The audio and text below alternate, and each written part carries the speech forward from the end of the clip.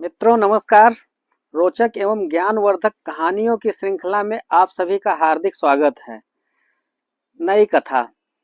एक राजा तथा महामंत्री गुरु के शिष्य थे। महामंत्री जी को पूर्ण विश्वास था, परंतु राजा को सत्संग सुनने का समय कम मिलता था, जिस कारण से वह परमात्मा के विधान से पूर्ण परिचित नहीं था, परंतु भक्ति श्रद्धा से करता था।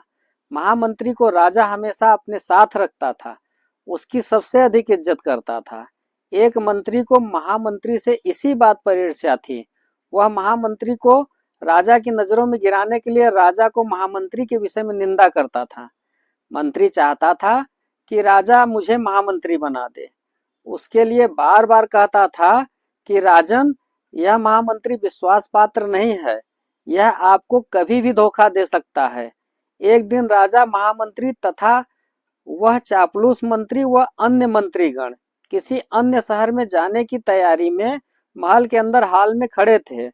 राजा अपनी तलवार को निकालकर उसकी धार चेक करने लगा और अन्य मंत्रियों से बातें भी कर रहा था, जिस कारण से राजा के हाथ की एक अंगुली कटकर गिर गई। चापलूस बोला कि हे राजा, यह क्या हो गया? हमारे राजा कितने सुंदर थे, आज हमारा दुर्भाग्य का दिन है। हाय, यह क्या हो गया? प्रजा का कौन सा भार अपने ऊपर ले लिया? महामंत्री बोला, अच्छा हुआ, परमात्मा जो करता है अच्छा ही करता है। राजा दर्द से व्याकुल था तथा ऊपर से ये शब्द सुने तो महामंत्री के प्रति गुस्सा आया और सैनिकों से कहा कि इसे जेल में डाल दो। ऐसा ही किया गया। चापलूस चुगलखोर को महामंत्री नियुक्त कर लिया गया। अंगुली का उपचार कराया गया। 6 महीने में अंगुली का घाव भरकर ठीक हो गया, कोई दर्द नहीं रहा। अब राजा के दाएं हाथ में 3 अंगुली और 1 अंगूठा बचा था। राजा अपने नए महामंत्री से अति प्रसन्न था, क्योंकि उसका दांव लग गया था। वह राजा से कहता था कि हे राजन, मैंने तो आपको बहुत बार कहा था कि यह आपको धोखा देगा। उस दिन आपने अपने कानों सुन लिया कि वह बोला अंगुली कट गई तो अच्छा हुआ।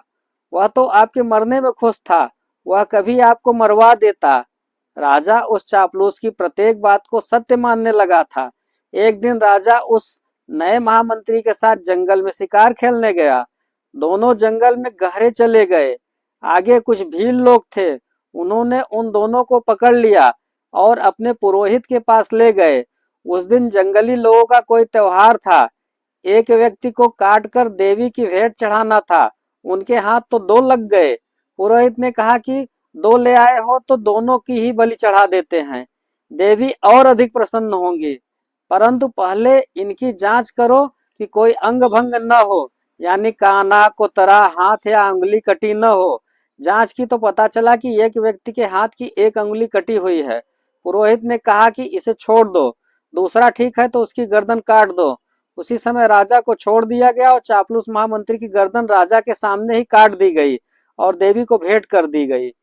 राजा चल पड़ा और अपने महल में आया, सीधा जेल में गया और महामंत्री को रिहा किया। राजा ने महामंत्री जी को सीने से लगाया और कहा कि जब मेरी हाथ की अंगुली कटी थी और आपने कहा था कि अच्छा हुआ, भगवान जो करता है अच्छा ही करता है, वह सही बात है। यदि उस दिन मेरी अंगुली नहीं कटी होती तो आज मेरी जान जाती। भगवान ने अच्छा किया।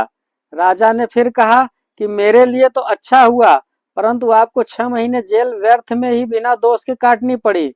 आपके लिए क्या अच्छा हुआ?